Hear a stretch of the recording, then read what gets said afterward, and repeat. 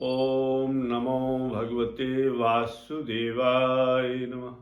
जय श्री कृष्ण। धर्म प्रेमी बंधुओं, 4 दिसंबर रविवार के दिन मोक्षदा एकादशी का व्रत है। गीता जयंती का उत्सव भगवान श्री कृष्ण जी ने जिस दिन अर्जुन को गीता रूपी अमृत पिलाया था, ये वही दिन है। इसलिए आप सभी ने उस दिन व्रत भी करना है एकादशी का, और जितना भी हो सके श्रीमद् भगवद गीता, भगवान श्री कृष्ण के हृदय से जो निकला अमृत, जो अर्जुन ने पिया और सारे संसार को आज उस अमृत की प्राप्ति है, उस दिन आपने गीता जयंती के दिन गीता माता की पूजा भी करनी है और गीता मैया का प्रचार प्रसार भी बढ़ चढ़ कर करना है। गीता ही एक ऐसा पवित्र ग्रंथ है जिसमें भगवान ने अपने रहस्य प्रकट कर दिए। गीता अध्ययनशीलस्य प्राणायाम परस्य च। गीता सभी पढ़ते हैं, लेकिन प्राणायाम परस्य च, आपने जब भी गीता अध्ययन करना है, सुबह पूजा पाठ करते हैं तो क्या करना है? प्राणायाम अवश्य करना चाहिए। प्राणायाम का अर्थ होता है उससे हमारे शरीर की अंदर की शुद्धि हो जाती है। आजकल का जो रहन सहन है, खान पान है, वह हमारे शरीर को आलसी बनाता है, निद्रा देता है, प्रमाद देता है। और जब आप प्राणायाम करते हैं, शरीर की शुद्धि हो जाती है और तब आप गीता का अध्ययन मनन चिंतन करेंगे तो भगवान श्री कृष्ण जी की कृपा से हमें सारे संकटों से छुटकारा मिलता है और अंत समय भगवान के वैकुंठ लोक की प्राप्ति होती है। मैं आपको गीता महात्म सुनाने जा रहा हूँ। आपने उसे ध्यान से सुनना भी है, शेयर भी करना है, कमेंट भी करना है, सब्सक्राइब भी करना है।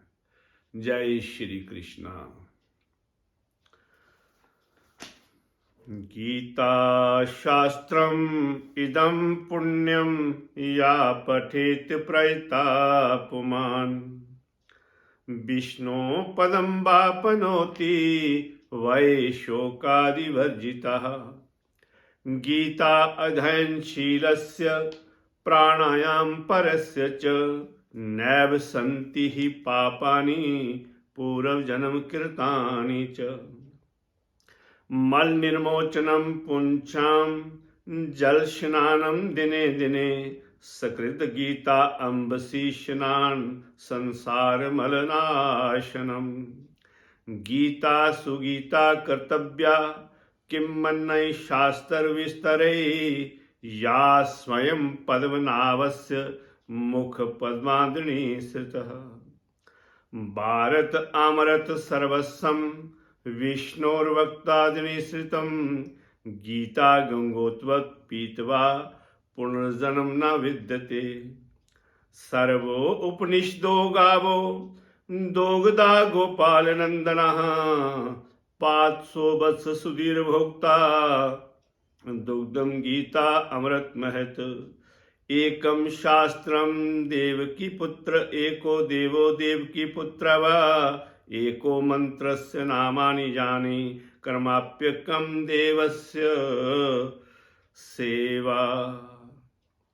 ये भगवान श्री कृष्ण का अद्भुत बताया हुआ गीता महात्म है। गीता शास्त्रम इदम पुण्यम जा पठेत प्रयता पुमान विष्णु पदम वापनोति वै शोकादि वर्जिता। वय का, मृत्यु के वय का, शोक का, दुख का अगर कोई नाश कर सकता है तो वह गीता ज्ञान है। गीता ज्ञान के द्वारा ही सारी मनुष्य की संकट, परेशानियां, दुख, भय, शोक उनका नाश हो जाता है। इसलिए गीता अध्ययन अवश्य करें। अगर आत्म शांति चाहते हैं, सुख चाहते हैं, इस मृत्यु लोक में मृत्यु लोक इसका नाम इसलिए है कि क्योंकि जहाँ पर सुख नहीं हो सकता, किसी को भी सुख नहीं हो सकता, और जिसने इस धरा पर जन्म लिया है उसकी मृत्यु अवश्य होनी है।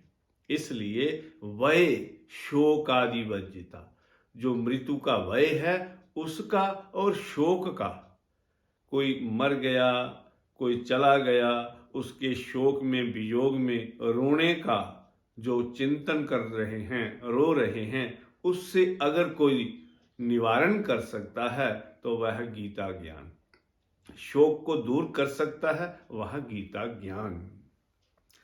गीता अध्ययनशीलस्य प्राणायाम परस्य च, गीता के द्वारा ही अध्ययन करने से गीता का और प्राणायाम को सिद्ध करने से हमें अमर तत्व की प्राप्ति हो जाती है। नैव संति ही पापानि पूर्व जन्म कृतानि च, जो पिछले जन्मों में किए हुए पाप हैं उनका नाश गीता ज्ञान से ही हो सकता है।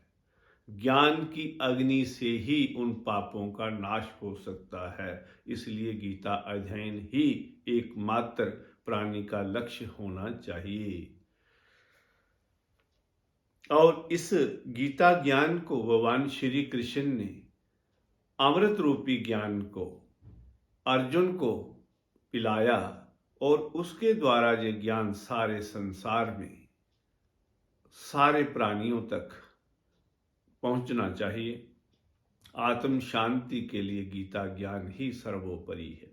एकोपनिषदो गावो, सर्वो उपनिषदो गावो, दोग्धा गोपाल नंदना, जितने भी उपनिषद हैं, वेदांत विद्या का जो ज्ञान है वो सभी इसी में है। गीता ज्ञान सभी वेदांत का सार है। वेदांत सार कहिए तो वो गीता ज्ञान है। इसलिए सर्व उपनिषदो गावो दोग्धा गोपाल नंदना।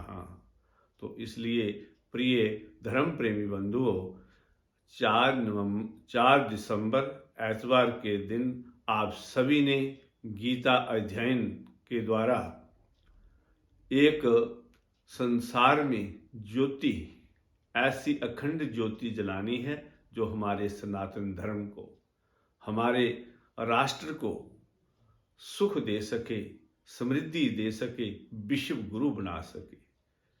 जय श्री राम।